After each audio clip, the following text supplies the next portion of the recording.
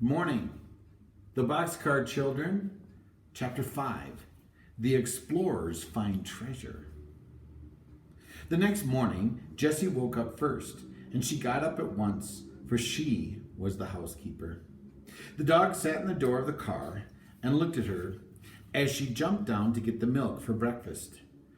Then he jumped down after her. Jessie walked down by the little brook and stopped to look at the waterfall. It was just beautiful. "I must look in the refrigerator," she said with a laugh. It was a funny refrigerator. There was a rock behind the waterfall, and the night before Jessie had put the 2 bottles of milk in the hole in the rock.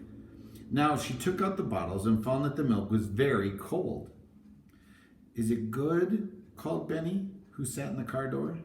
"It is delicious," cried Jessie. "It is cold, too." She got up into the car with the milk and sat down beside Benny.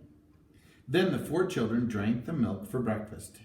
Henry said, "Today, I'll go to town and try to get some work to do. I can cut grass or work in a garden or something. Then we'll have something besides milk for breakfast." He washed his hands and face and started out. "I'm so glad you have a dog, Jessie," he said. "Goodbye. I'll be back at noon. The children looked after Henry, and then they looked at Jessie. "What are we going to do now, Jessie?" Benny asked his sister. "Well, Benny," answered Jessie, "we'll go exploring and look for treasures. We'll begin here at the car and look until we find a dump." "What's a dump?" asked Benny. "Oh, Benny," said Violet, "you know what a dump is. Old tin cans, old dishes, and bottles." "Are old tin cans and dishes treasures?" Benny wanted to know. "They will be treasures for us," answered Jessie, laughing. "And wheels?" asked Benny again. "Will there be wheels in the dump?" "Yes, maybe," replied Violet. "But cups, Benny, and plates, and maybe spoons. You like to drink milk out of a cup, don't you?" "Oh, yes," agreed Benny politely, but anyone could see that his mind was still on wheels. The explorers started walking down the old rusty tracks, with Watch hopping along on 3 legs. The other paw, still tied up with Jessie's handkerchief, was held off the ground. But the dog looked very happy. He liked these kind children. They all walked along through the woods, looking this way and that. After a while, the old track came out into the sun, and the explorers found that they were on the top of a hill. They could look down and see the town below them. "Henry's down there," said Jessie. Benny was walking along behind his 2 sisters. Suddenly he cried happily, "Look, Jessie, there's a treasure, a wheel!" The girls looked where he was pointing, and they saw a big dump with many old bottles and tin cans on it. There were also both wheels and cups. Indeed, there were dishes of all kinds. "Oh, Benny," cried Jessie, "you saw the treasures first. What should we do without you?" So here they are, they're looking through the dump. You know, people threw their garbage there, so there's bottles and bowls and a lot of things there. Violet ran over to the dump. "Here's a white pitcher, Jessie," she cried. Jessie looked at it. It was all right, with only one small crack. "Here's a big white cup, too," she said happily. "Can you use a teapot, Jessie?" asked Benny. "Well, yes, indeed," she replied. "We can put water in it. I have found 2 cups and a bowl. Let's look for spoons, too."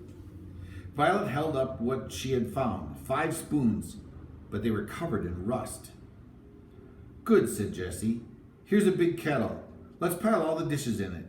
Then we can carry them all back to the boxcar." Benny had found 4 wheels just alike and laid them to one side.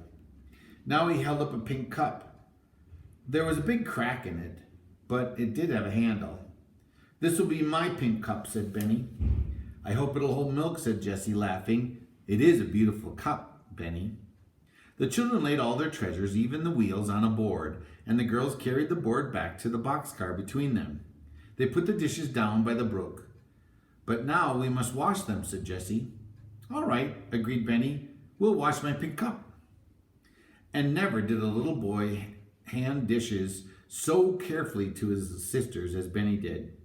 The girls washed the dishes with soap, and Jessie used sand to get the rust off the spoons. "There," she said, washing the last shiny spoon. "How fine they look.